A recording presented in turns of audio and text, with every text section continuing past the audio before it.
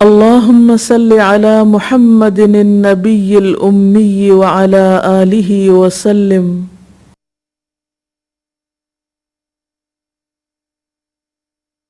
السلام علیکم ورحمۃ اللہ وبرکاتہ. نحمده ونصلي على رسوله الكريم. اما بعد فاعوذ باللہ من الشیطان الرجیم. بسم اللہ الرحمن الرحیم. رب اشرح لي صدری ويسر لي امری واحلل عقدۃ من لسانی یفقهوا قولی. عن ابی ہریرۃ عن رسول اللہ صلی اللہ علیہ وسلم قال: ما نقصت صدقۃ من مال وما زاد اللہ عبدا بعفو الا عزا وما تواضع احد للہ الا رفعہ اللہ. رواہ مسلم. سیدنا ابو ہریرہ رضی اللہ تعالی عنہ سے روایت ہے کہ رسول اللہ صلی اللہ علیہ وسلم نے فرمایا: صدقہ مال کو کم نہیں کرتا، اور جو معاف کر دیتا ہے اللہ تعالیٰ اس کی عزت بڑھاتا ہے، اور جو اللہ تعالیٰ کے لیے تواضع اختیار کرتا ہے اللہ تعالیٰ اسے بلندی عطا فرماتا ہے. اس حدیث کو مسلم نے روایت کیا ہے. ہم دیکھتے ہیں کہ اس حدیث میں 3 باتوں کا ذکر کیا گیا ہے. نمبر 1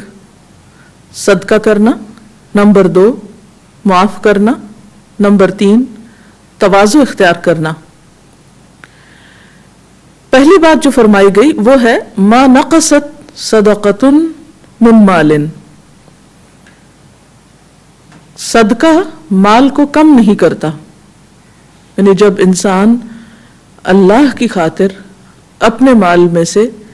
کسی کو کچھ دیتا ہے تو بظاہر ایسا محسوس ہوتا ہے کہ شاید اس سے دینے والے کے مال میں کچھ کمی ہو گئی ہے، لیکن اپنی روح کے اعتبار سے دینا مال کو بڑھاتا ہے، مال میں برکت اور حقیقی اضافے کا سبب ہے، نہ کہ کمی کا ذریعہ. دینے سے جب ایک شخص سے مال دوسرے کی طرف جاتا ہے اور دوسرے شخص کو اس کا فائدہ پہنچتا ہے تو اس سے ایک فائدہ تو یہ ہوتا ہے کہ معاشرے کے اندر سے احساس محرومی ختم ہوتا ہے. دوسرا یہ کہ جب معاشرے کے تمام افراد کی ضروریات پوری ہوتی ہیں اور دینے کا کلچر فروغ پاتا ہے تو اس سے دلوں کے اندر ایک قناعت بھی پیدا ہوتی ہے، اور جب ہر شخص لینے کی بجائے دینے کی طرف توجہ رکھتا ہے تو مال معاشرے کے اندر سرکولیٹ کرتا ہے. جیسے خون ہمارے جسم میں اگر سرکولیٹ کرتا رہے، گردش کرتا رہے، تو اس کے سارے اعضاء یعنی جسم کے سارے اعضاء بہترین طریقے پر کام کرتے ہیں. اور اگر جسم کا کوئی ایک حصہ اس میں خون گردش نہ کرے تو مفلوج ہو کر رہ جاتا ہے، اس سے جسم کی کارکردگی متاثر ہوتی ہے،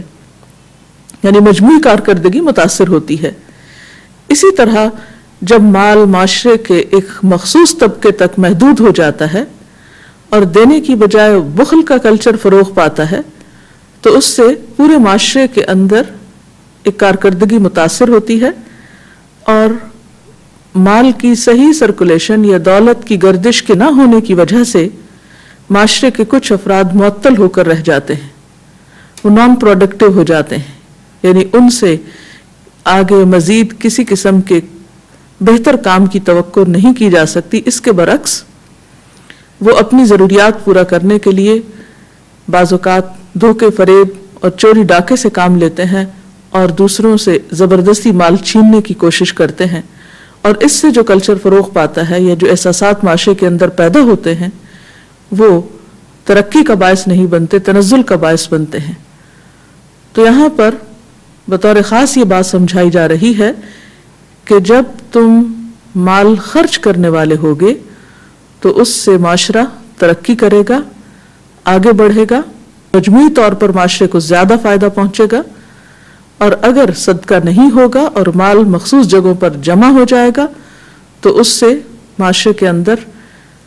وہ خیر اور بھلائی عام نہیں ہو سکتی. ویسے بھی ہم دیکھتے ہیں کہ جو شخص اللہ کے راستے میں مال خرچ کرتا ہے تو اس کا مال کئی گنا بڑھا دیا جاتا ہے اجر و ثواب میں، اور اس کا فائدہ اور صلہ اس کو دنیا اور آخرت دونوں میں ملتا ہے۔ قرآن پاک میں ہم دیکھتے ہیں اللہ تعالیٰ فرماتے ہیں مثل الذین ينفقون اموالهم فی سبیل اللہ کمثل حبۃ انبتت 7 سنابل فی کل سنبلۃ 100 حبۃ واللہ یضاعف لمن یشاء۔ جو لوگ اپنے مال اللہ کی راہ میں خرچ کرتے ہیں ان کے خرچ کی مثال ایسی ہے جیسے ایک دانہ بویا جائے اور اس سے 7 بالیں نکلیں اور ہر بال میں 100 دانے ہوں، اور اس طرح اللہ جس کے عمل کو چاہتا ہے افزائش عطا فرماتا ہے، یعنی بڑھا دیتا ہے۔ وہ فراخ دست بھی ہے اور علم والا بھی ہے۔ تو گویا ایک دانہ 700 دانوں میں تبدیل ہو گیا۔ اسی طرح اللہ کی راہ میں خرچ کیا ہوا 1 روپیہ انسان کے لیے جزا اور بدلے کے اعتبار سے 700 گنا اور اس سے بھی زیادہ میں تبدیل ہو جاتا ہے۔ اور اگرچہ یہ بظاہر آخرت کے اعتبار سے فائدہ بتایا گیا ہے، لیکن حقیقت میں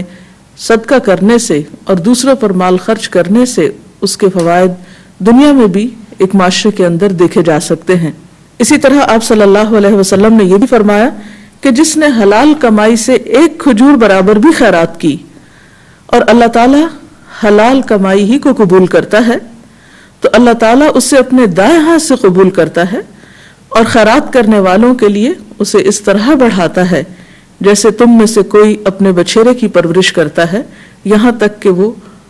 1 لقمہ احد پہاڑ برابر ہو جاتا ہے۔ یعنی جو مال انسان صدقہ کرتا ہے وہ بظاہر کم ہوتا نظر آتا ہے، لیکن اللہ سبحانہ وتعالیٰ کے ہاں وہ اس طرح بڑھتا ہے جیسے گھوڑے کا بچہ اگر اس کی پرورش کی جائے تو ایک مضبوط گھوڑے کی شکل اختیار کر لیتا ہے، اسی طرح 1 لقمہ نہیں رہتا، اجر و ثواب کے اعتبار سے اللہ کے ہاں ایک پہاڑ برابر ہو جاتا ہے۔ تو یہ خرچ کرنے کے فائدے بتائے جا رہے ہیں۔ اسی طرح ایک اور حدیث قدسی میں آتا ہے، اللہ کے رسول صلی اللہ علیہ وسلم نے فرمایا کہ اللہ تعالیٰ فرماتے ہیں انفق یا ابن آدم ینفق علیک، اے ابن آدم تم خرچ کرو تم پر بھی خرچ کیا جائے گا، یعنی تم دینے والے بنو تو تمہیں بھی دیا جائے گا، کیونکہ اگر تم نے روک لیا تو تم سے بھی روک لیا جائے گا۔ اور جو شخص دیتا نہیں اس سے اگر مال روک لیا جاتا ہے تو مال میں اضافہ تو نہ ہوا، یعنی دینے سے بظاہر کمی نظر آتی ہے، لیکن دینے والے کو جب اس کے صلے میں اور ملتا ہے تو حقیقت میں اضافے کا ہی سبب بنتا ہے۔ جیسے ایک جگہ پر قرآن پاک میں اور آتا ہے کہ جو بھی تم خرچ کرتے ہو اللہ تعالیٰ اس کے پیچھے اور لے آتا ہے، یعنی تمہیں کمی آنے نہیں دیتا۔ وقتی طور پر اگر ایک چیز تمہارے ہاتھ سے گئی اور اس سے زیادہ تمہیں بدلے میں دے دی گئی دنیا میں بھی تو کم تو نہ ہوا، لیکن اگر ایک شخص روکتا ہے اور اس سے روک لیا جاتا ہے،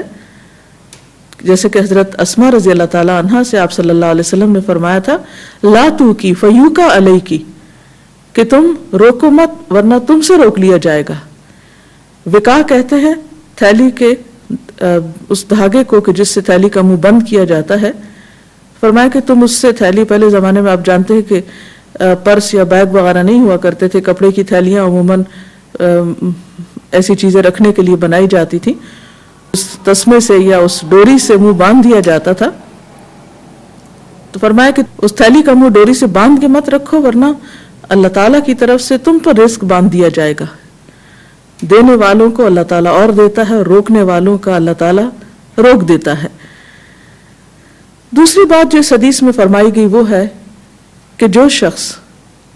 دوسروں کو معاف کر دیتا ہے اللہ تعالیٰ اس کی عزت میں اضافہ فرماتا ہے۔ جب کوئی شخص ہمارے ساتھ زیادتی کرتا ہے تو ہمارا دل چاہتا ہے کہ ہم بھی اس کو سزا دیں یا بدلہ لیں، اور حقیقت یہ ہے کہ جب انسان کو کوئی تکلیف پہنچتی ہے، کسی سے کچھ دکھ پہنچتا ہے، تو اس کا یہ ری ایکشن یا اس کا جو جوابی رویہ ہے اس سے متوقع ہوتا ہے کہ اب اسے ویسا ہی بدلہ دیا جائے گا جیسے اس کے ساتھ معاملہ کیا گیا۔ تو ایسے موقع پر کیا تلقین کی گئی کہ بہتر یہ ہے کہ معاف کر دیا جائے، اور جو شخص کسی کا قصور معاف کر دیتا ہے اللہ تعالیٰ اس کی عزت میں اضافہ کرتا ہے۔ عموماً ہم سمجھتے ہیں کہ اگر ہم کسی کو معاف کر دیں گے تو وہ ہمارے سر پہ چڑھ جائے گا اور وہ آئندہ کے لیے اور زیادہ شیر ہو جائے گا، لیکن یہ اصول بظاہر درست نظر آتا ہے لیکن حقیقت یہ ہے کہ معاف کرنے سے انسان کا وقار اور مرتبہ جس طرح بلند ہوتا ہے وہ بدلہ لینے سے نہیں، اگرچہ بدلہ لینے کی اجازت ہے۔ قرآن پاک میں اللہ تعالیٰ فرماتے ہیں اہل ایمان کی صفت کے طور پر وَإِذَا مَا غَضِبُوا هُمْ يَغْفِرُونَ، کہ جب وہ غضبناک ہوتے ہیں، غصے میں آتے ہیں تو معاف کر دیتے ہیں۔ ایک اور جگہ پر فرمایا وَالْكَاظِمِينَ الْغَيْظَ وَالْعَافِينَ عَنِ النَّاسِ، کہ اللہ کے محبوب بندے کون ہوتے ہیں؟ جو غصے کو پی جانے والے ہوتے ہیں اور لوگوں کے قصور معاف کر دینے والے ہوتے ہیں۔ یعنی ایک چیز یہ ہے کہ انسان ناگواری کا اظہار نہ کرے، اور دوسرا یہ ہے کہ دوسروں کے قصور کو معاف کرتے ہوئے ان کے ساتھ اچھا سلوک جاری رکھے۔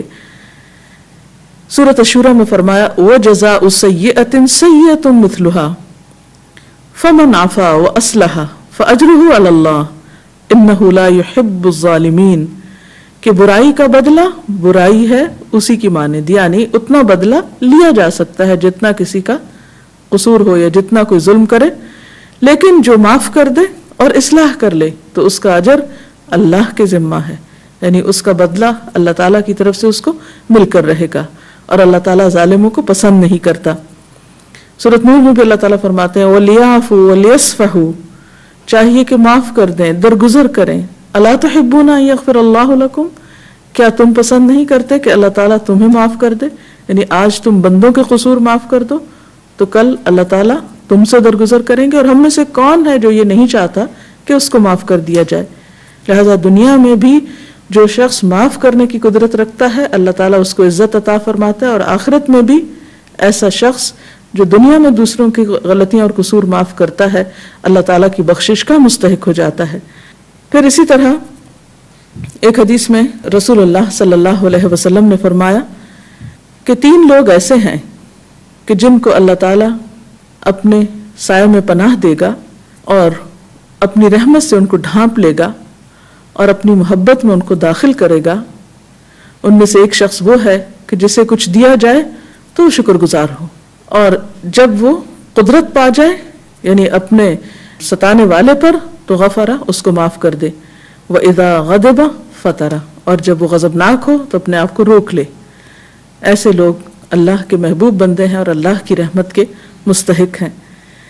اسی طرح حضرت عائشہ سے رسول اللہ صلی اللہ علیہ وسلم کے اخلاق کے بارے میں جب دریافت کیا گیا تو کہنے لگی کہ رسول اللہ صلی اللہ علیہ وسلم نہ تو فحش گو تھے اور نہ آپ بازاروں میں شور و غل کرتے،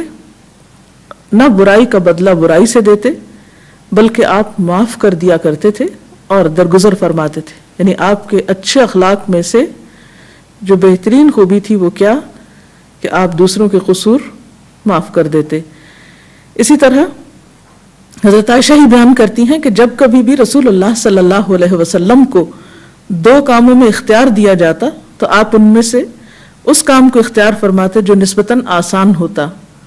بشرطے کہ وہ گناہ نہ ہو، اور اگر وہ گناہ ہوتا تو آپ لوگوں میں سب سے زیادہ اس سے دور رہنے والے تھے۔ اور رسول اللہ صلی اللہ علیہ وسلم نے اپنی ذات کے لیے کبھی کسی سے انتقام نہ لیا۔ ہاں اگر اللہ تعالیٰ کی کسی حرمت کو توڑا جاتا تو آپ خدا کے لیے اس سے انتقام لیتے، یعنی آپ اگر کبھی کسی سے بدلہ لیتے تو اپنی ذات کے لیے نہیں بلکہ دین کی وجہ سے۔ اسی طرح حضرت ابو درداء کہتے ہیں کہ میں نے رسول اللہ صلی اللہ علیہ وسلم کو فرماتے ہوئے سنا کہ جس شخص کے بدن کو کچھ صدمہ پہنچے، یعنی کسی کی طرف سے کچھ چوٹ لگ جائے، کوئی مثلا کسی نے پش کر دیا، دھکا لگ گیا، کونی لگ گئی، یا اچانک کوئی چیز کسی کے ہاتھ سے چھوٹ کے گر پڑی اور دوسرے کو صدمہ پہنچا، تو وہ صدمہ پہنچانے والے سے اس کا بدلہ نہ لے بلکہ اسے معاف کر دے تو اللہ تعالیٰ اس کے باعث یعنی اس کی اس معاف کرنے کی وجہ سے اس شخص کا ایک درجہ بلند کر دے گا، اس کے گناہ معاف کر دے گا۔ اور وہ کہتے ہیں کہ اس بات کو میرے دونوں کانوں نے سنا اور میرے دل نے اسے یاد رکھا، یعنی ایسے شخص کے لیے درگزر کا وعدہ ہے۔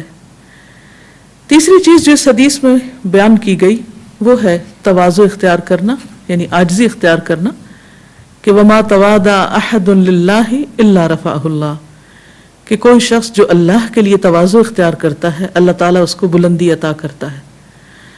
عام طور پر یہ بھی سمجھا جاتا ہے کہ جب انسان عاجزی اختیار کرے تو لوگ اس کے سر چڑھ جاتے ہیں، یا یہ کہ اس کو اور زیادہ دباتے ہیں، اس لیے بہتر ہے کہ انسان دوسروں کے ساتھ برابری کا معاملہ کرے یا ایسا رویہ اختیار کرے کہ کسی کی جرت نہ ہو کوئی بھی زیادتی کرنے کی. تو یہ فلسفہ بھی اس حدیث کی روح سے درست نہیں، کیونکہ عاجزی اور انکساری اللہ تعالیٰ کو اپنے بندوں میں پسند ہے، اور جو شخص تکبر کا مقابلہ عاجزی کے ساتھ کرتا ہے بظاہر دیکھنے میں وہ کمزور نظر آتا ہے، لیکن حقیقت ہے کہ اس کا مقام اور مرتبہ اور محبت اس کے لیے لوگوں کے دلوں میں زیادہ ہوتی ہے بنسبت اس شخص کے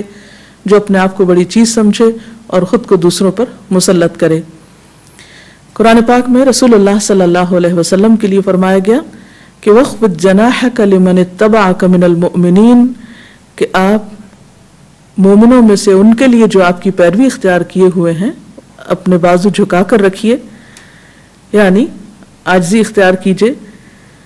پھر اسی طرح آپ صلی اللہ علیہ وسلم نے یہ بھی فرمایا من تواضع لأخیہ المسلم رفعہ اللہ، جو اپنے مسلمان بھائی کے لیے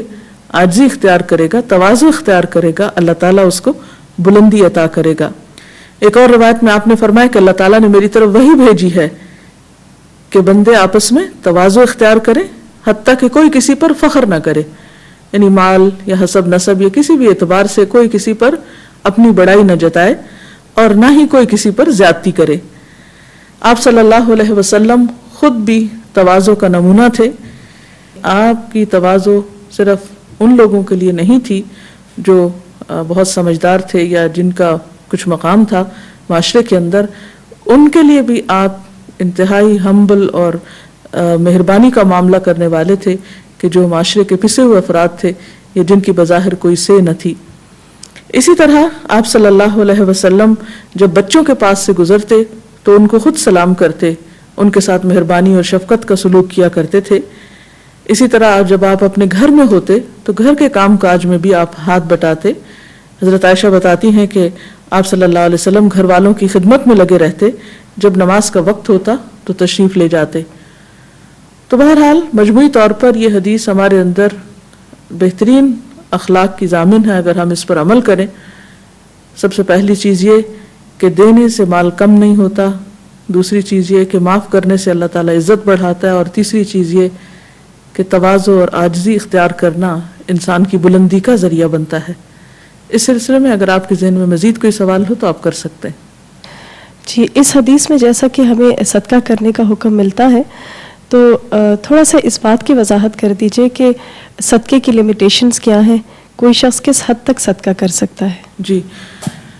قرآن پاک میں بھی اس کے بارے میں ایک آیت میں آتا ہے کہ یسألونک ماذا ینفقون، لوگ آپ سے پوچھتے ہیں کہ وہ کیا صدقہ کریں، کیا خرچ کریں. قل العفو، آپ کہہ دیجئے کہ جو ضرورت سے زائد ہو. تو یہ آیت ہمیں ایک بہترین طریقے سے ہماری رہنمائی کرتی ہے کہ ہم کتنا صدقہ کریں یا کیا چیز صدقہ کریں. اس میں سب سے پہلی بات تو یہ ہے کہ انسان اپنی ذاتی ضروریات کو دیکھے، پھر ان لوگوں کی ضروریات کو دیکھے جو اس پر ڈپینڈ کرتے ہیں، کیونکہ آپ صلی اللہ علیہ وسلم نے فرمایا وَابْدَأْ بِمَنْ تَعُولُ، ان سے ابتدا کرو جن کی کفالت تمہارے ذمہ ہے. پھر اس کے بعد ایک حصہ انسان دوسروں پر بھی خرچ کرے. یعنی آپ یوں سمجھیں کہ اپنی ذات اور اپنے گھر والوں سے ابتدا کرتے ہوئے انسان اس سلسلے کو آگے بڑھا سکتا ہے، پھر اپنے رشتہ داروں کو، پھر ہمسایوں کو، پھر جو اس کے سامنے ضرورت مند لوگ ہوں، اور پھر اس کے بعد دائرہ وسیع سے وسیع تر ہو سکتا ہے. ہر انسان کی اپنی لمٹس ہوتی ہیں، لیکن یہ ہمیں کہیں بھی نہیں کہا گیا کہ خود فاقہ کاٹ کر اپنے گھر والوں کو بھوکا رکھ کر انسان سب کچھ صرف باہر والوں پہ خرچ کر دے. ہر معاملے میں اعتدال زیادہ بہتر ہے. حدیث میں آتا ہے خیر الامور اوسطها، سب سے بہترین کاموں میں سے وہ ہے جو جس میں اعتدال اختیار کیا جائے، یعنی اعتدال کی روش سب سے پسندیدہ روش ہے. تو اس میں اگر انسان اپنے اوپر اور اپنے اہل و عیال کے اوپر خرچ کرتا ہے اور پھر اس کے بعد جو بچ جاتا ہے اس میں دوسروں کو شریک کرتا ہے تو زیادہ پسندیدہ ہے. جیسے آپ دیکھیں کہ قربانی کا گوشت ہے، اگر چاہے تو انسان سارا خود بھی استعمال کر سکتا ہے، اس میں کوئی ممانعت نہیں، لیکن پسندیدہ کیا ہے کہ ایک حصہ اپنے اوپر خرچ کرے، یعنی خود استعمال کے لیے رکھے، ایک حصہ دوستوں عزیزوں رشتہ داروں کے لیے، اور ایک حصہ غریبوں یتیموں مسکینوں کے لیے. تو اسی طرح انسان اپنے مال کے بارے میں بھی کر سکتا ہے کہ خود پر، قریبی رشتہ داروں پر، پھر دور کے رشتہ داروں پر، مہمانوں کا بھی حق ہے، دوستوں کا بھی حق ہے، ہمسایوں کا بھی حق ہے، اور اس کے بعد باقی تمام جو فقراء اور غریب لوگ ہیں ان کا بھی اس کے مال میں حق ہے. رسول اللہ صلی اللہ علیہ وسلم کی ایک اور خوبصورت بات جس میں ہمیں دینے کا موٹیویٹ کیا گیا دینے کے لیے، حدیث کے دوسرے حصے سے میں آپ سے ایک پہلو پر چاہوں گی کہ آپ روشنی ڈالیں کہ یہاں پر جو کہا گیا کہ جو معاف کر دیتا ہے اللہ تعالیٰ اس کی عزت بڑھا دیتا ہے. تو بعض اوقات ہم بدلہ تو نہیں لیتے لیکن ہمارے دل میں اس شخص کے لیے کچھ زیادہ اچھے جذبات بھی نہیں ہوتے، یا یہ کہ ہمارا موڈ تھوڑا اس سے آف رہتا ہے. تو معاف کرنے میں کیا چیز شامل ہے؟ معاف کرنے کا مطلب یہ ہے کہ انسان اس شخص کے ساتھ جواباً وہ سلوک نہ کرے جو اس نے ہمارے ساتھ کیا ہے. پھر دوسری بات یہ ہے کہ اس کی برائیاں ادھر ادھر نہ کرتا پھرے. تیسری بات یہ ہے کہ بدلہ نہ لے اس سے. تو یہ تمام چیزیں معاف کرنے میں آتی ہیں. جہاں تک دل کے احساسات اور جذبات کا تعلق، تو قدرتی بات ہے کہ جو ہمارے ساتھ اچھا نہ کرے اس کے ساتھ اچھا کرنا اتنا آسان نہیں ہے، اس میں وقت لگتا ہے. بعض لوگ اپنے ایموشنز پہ جلد قابو پا لیتے ہیں، بعض لوگوں کو اور ٹائم لگتا ہے، اور دل کے معاملات پہ بعض اوقات اختیار بھی نہیں ہوتا. تو ایسی صورت میں انسان جتنا کر سکتا ہے اتنا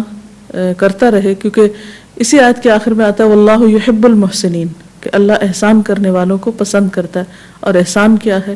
کہ جس نے آپ کے ساتھ اچھا نہیں کیا آپ اس کے ساتھ پھر خوبصورت معاملہ کریں. ایک اور بات جو کہ حدیث کے تیسرے حصے سے ریلیٹڈ ہے، جیسے کہ اس میں رسول اللہ صلی اللہ علیہ وسلم نے فرمایا کہ جو شخص اللہ تعالیٰ کے لیے تواضع اختیار کرتا ہے اللہ تعالیٰ اسے بلندی عطا فرماتے ہیں.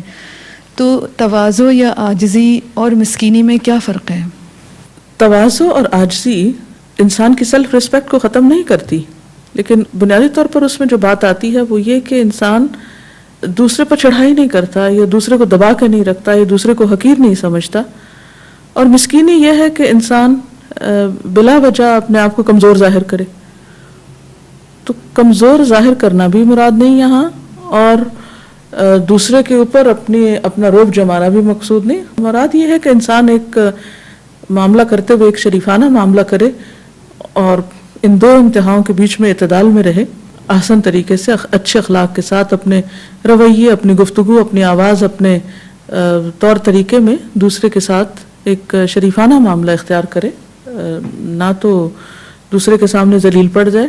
اور نہ ہی دوسرے کے سامنے تکبر اور ہٹ درمی کا مظاہرہ کرے. تواضع کے سلسلے میں میرے ذہن میں حضرت عمر رضی اللہ تعالیٰ عنہ کا کردار آ رہا تھا کہ خلیفہ وقت ہوتے ہوئے، اتھارٹی رکھتے ہوئے، اور پھر ایک بہترین پرسنالٹی جو ان کی نظر آتی ہے، اس کے باوجود وہ ایک تواضع بھی اختیار کرنے والے تھے. کہ ایک شخص نے جب ان سے کہا تھا کہ اے عمر ڈرو اللہ سے، تو انہوں نے اپنا گال جو ہے وہ زمین پر رکھ دیا تھا. تو اس میں تھوڑا سا یہ پوچھنا چاہوں گی کہ تواضع کا مطلب یہی سمجھ میں آتا ہے کہ جیسے ایک ہمبلنس ہونی چاہیے انسان کے اندر، اتھارٹی رکھتے ہوئے پھر انسان جو ہے وہ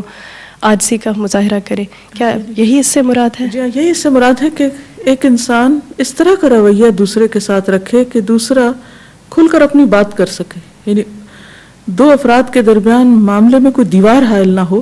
یا کمیونیکیشن گیپ نہ ہو. انسان دوسرے کو اپنی بات کنوے بھی کر سکے اور دوسرے کی سننے کا حوصلہ بھی ہو، اور آپس کا ایک خوبصورت تعلق بھی ہو. یعنی اس میں اگر دوسرا حق پر ہے تو اعتراف بھی ہو اس کی سچائی کا، دوسرے کی خوبی کا، یعنی دوسرے کو اپریشیٹ کرنے کا بھی حوصلہ ہو. اور جب انسان عدل اور انصاف سے کام لیتا ہے تو یقینی طور پر اس میں صرف اپنی ہی نہیں دوسروں کی بھی خوبی اور بھلائی نظر آتی ہے. اور پھر جب انسان اپنے سے زیادہ بہتر کسی کو دیکھتا ہے تو اس کا اعتراف بھی خوشی سے کر سکتا ہے. اسی کو بات کو تھوڑا سا اور مزید وضاحت آپ سے چاہنے کے لیے وہ یہ کہ سمجھ میں یہ آتا ہے کہ تواضع جو ہے it's not only the superficial kind of gestures, rather it is